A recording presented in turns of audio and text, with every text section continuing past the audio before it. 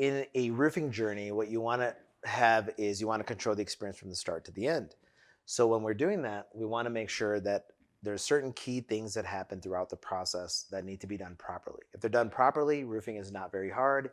Insurance restoration is not very hard. We make it complicated by making mistakes, but if we follow a pattern, it works out. Now, the first place we start for your customer is they're going to become aware of your product, like looking at Facebook ads, looking at billboards, looking at things of that nature that are going to be showing you, attracting people to you. Maybe they see a yard sign, things of that nature. That's awareness. You have to direct them to funnels. And the funnels are places that where we channel these people. We channel them in, and we want to basically get them into a front door. If you're at a doctor's office, you heard a radio commercial. Somebody else heard a TV commercial. Somebody saw a billboard. They come to the doctor's office. They don't come in from multiple channels. They all come in and what do? They come to the reception table. They come to the front, right? They come to the front and they meet with your receptionist. So the number one thing you need to establish is when people come in, you want to get them to a starting point. That way you can control the journey. If people were just dropping in through the skylight, coming in the emergency door, coming up the elevator, coming up the fire escape, it wouldn't work. A lot of leads, when they come in this business, they come in from different sources. They come in from, your email. So somebody emails you leads, somebody telephones you, somebody texts you, somebody Facebook messages you, somebody WhatsApps you, somebody uses different things. So the main thing here is actually getting your leads to come into one channel. That's the first step in marketing that you have to understand. So this is not about marketing itself. It's about knowing the difference between the awareness and the funnel. And then we get people into the funnel and we bring them in. Now, once we get that contact to a common ground, what we do from there is wherever they came from, whatever channel, we want to be quick to answer. In this world, in this time that we live in, if people don't see that you answer, they move on. So it's very important to create live answer. You can leverage AI for this. You can leverage live answering services for this.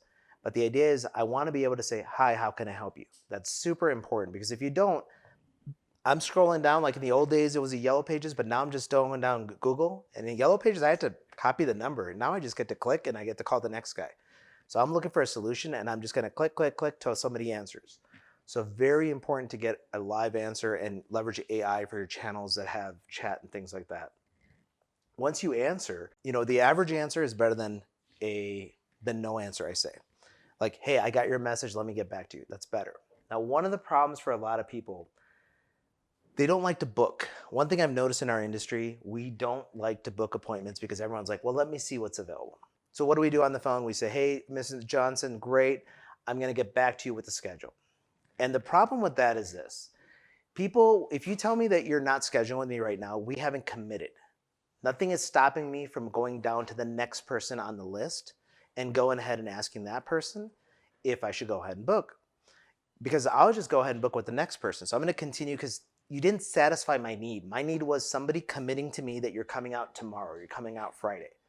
So my suggestion here to everybody is don't necessarily not book, tentatively book. Tell them that, hey, tell your answering service, tell your AI, program it and say, hey, we're going to book. And what we're going to do is we're going to go ahead and confirm in the field because, sometimes schedules change. But if there's any conflict, I'll get back to you, Ms. Johnson. But if not, we're set for Friday at 2. That's a commitment. A commitment. It's like a date. We are set. Now I don't need to scroll further down Google. I don't need to look at a different person to go to because I don't feel like I was truly taken care of. You want to send confirmations here. You want to find out what's going on. Now, one of the things when you're booking, another thing that you need to do is qualify. Make sure they're a proper candidate for you. Do you do repairs? Do you do commercial? Do you do retail? You want to make sure that these things are getting done because if they're not, then why are you wasting their time and yours? Qualify them, ask certain questions. Are you located in my area? What kind of project is it? Are you looking to pay with insurance or out of pocket? Important questions to ask and get them in the mode. Don't be afraid to ask, how are you going to pay for this project? So many people are afraid. They're like, oh, why did you ask him if you're paying out of pocket?